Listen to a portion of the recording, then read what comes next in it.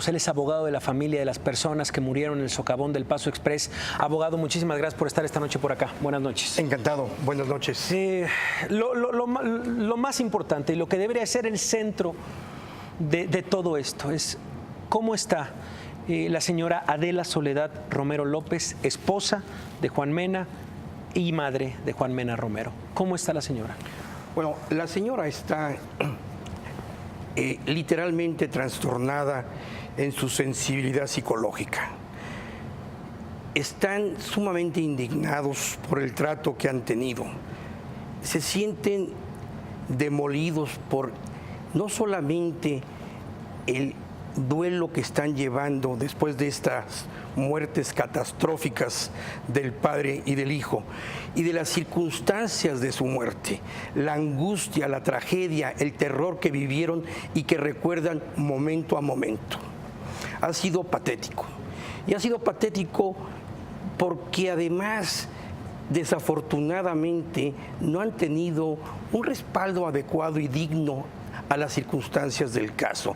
Ellos se han apoyado más en las amistades, en el cariño, en la fraternidad, en la solidaridad de vecinos y amigos y de la sociedad misma, que ha expresado con muestras claras autenticidad, cariño y amor ante la desgracia.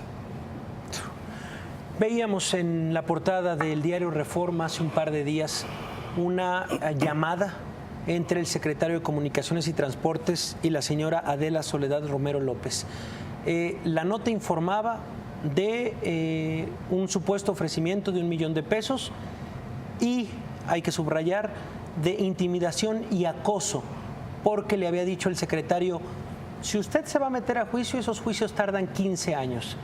¿Esta información publicada es cierta? ¿Usted ha hablado con esta señora? Efectivamente, la señora Soledad, viuda del señor Juan Mena López, fue quien recibió a una representante de la Secretaría de Comunicaciones y Transportes, que recibió, lo dejo entre comillas, se coló a su casa, entró habiendo estado venadeando la entrada, tuvo la oportunidad y la ocasión, llegó, traía 3 mochilas, venía acompañada de 2 personas más y le dijo: oiga, estas son para ustedes. La señora de inmediato dijo: nosotros no podemos recibir esto no lo esperábamos, las declinó desde un principio.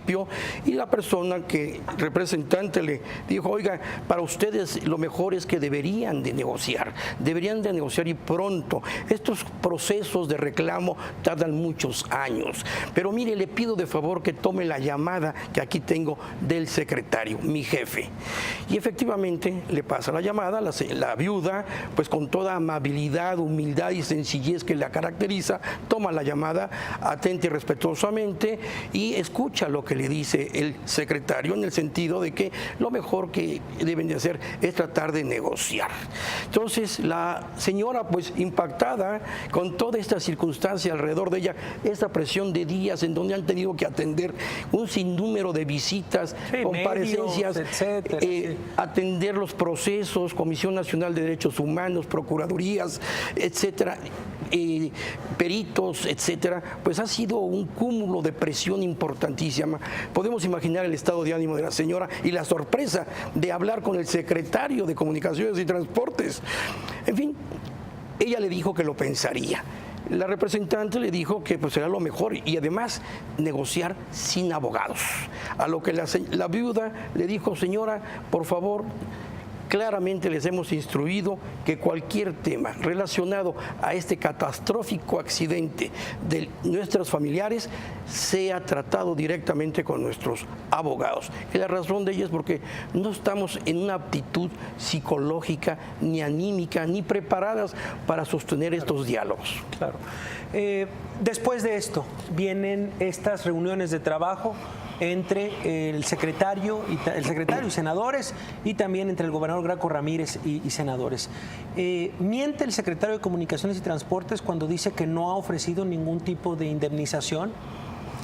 Bueno, en realidad lo que ofreció el secretario de la SCT desde el preciso día del accidente del socavón, 12 de julio pasado, cuando estuvo ahí en las inmediaciones del accidente, pues fue ofrecer $1 millón por los dos difuntos para el mal rato que estaban pasando las familias. Fuera del aire estábamos comentando justo antes de entrar a este programa que a usted en lo personal le había impactado mucho hoy una caricatura publicada por el diario El Economista.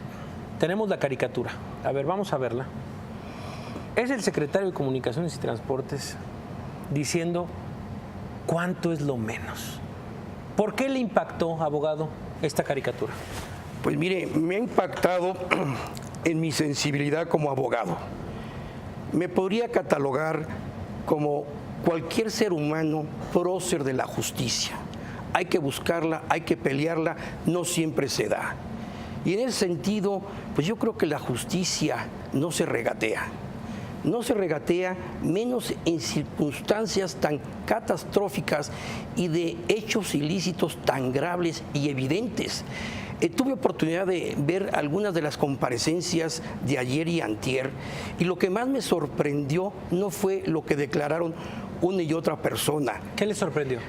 La condena de la comisión permanente. Senadores y diputados unánimemente hicieron una condena pública a la situación que se ha sucedido en el asunto del socavón. Y hay que subrayar, no es una condena pública a los homicidios culposos, sino todo lo que comprende esta situación. Es decir, el proceso mismo de licitación, contratación, ejecución de obra, sí, entrega y recepción, irregularidades, por una parte, que podemos llamarle la fase pre-accidente del socavón. Segunda fase, el tema relativo al rescate. Que ese es un tema. Esta semana ha salido a los medios la agenda publicada por Cruz Roja, por varios rescatistas también, y de cómo actuó Protección Civil. ¿Qué sabe, abogado, de eso? Bueno, sabemos lo que ha sucedido de primera fuente, de las personas que estuvieron dando los primeros avisos. El primer aviso que se dio fue de Juan Mena Romero, quien a las 5:34, el hijo, sí, quien a las 5:34 de la mañana, con lucidez, sin haber sufrido lesiones mortales, llama a un compañero de trabajo indicándole que habían caído a un hoyo y que pidiera ayuda a emergencias. Ellos dos se intercambian mensajes por WhatsApp. Y luego la novia a las 5:38 de la mañana le llama a Juan Mena Romero. Le comenta que se habían caído a un hoyo, que se encontraban bien, lo que lo sintió un poco, pues, espantado, naturalmente. Sin duda.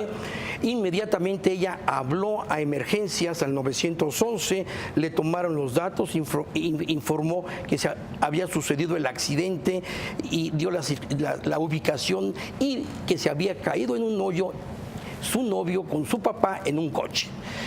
Y luego el señor Mena, hijo, siguió con mensajes con los compañeros de trabajo, lúcido, con la esperanza del rescate.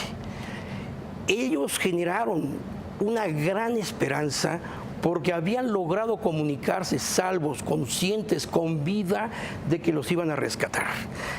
Esa esperanza que generaron fue algo, yo creo que como el volver a nacer en ese momento. No, sin embargo, sabemos el desenlace que no llegó. Llegó la novia primero al lugar de los hechos, preguntó cómo estaban la situación del rescate. Ella llegó a las 6 de la mañana, preguntó acerca de ellos, y dijeron: se están haciendo las labores de rescate, estamos haciendo nuestro trabajo.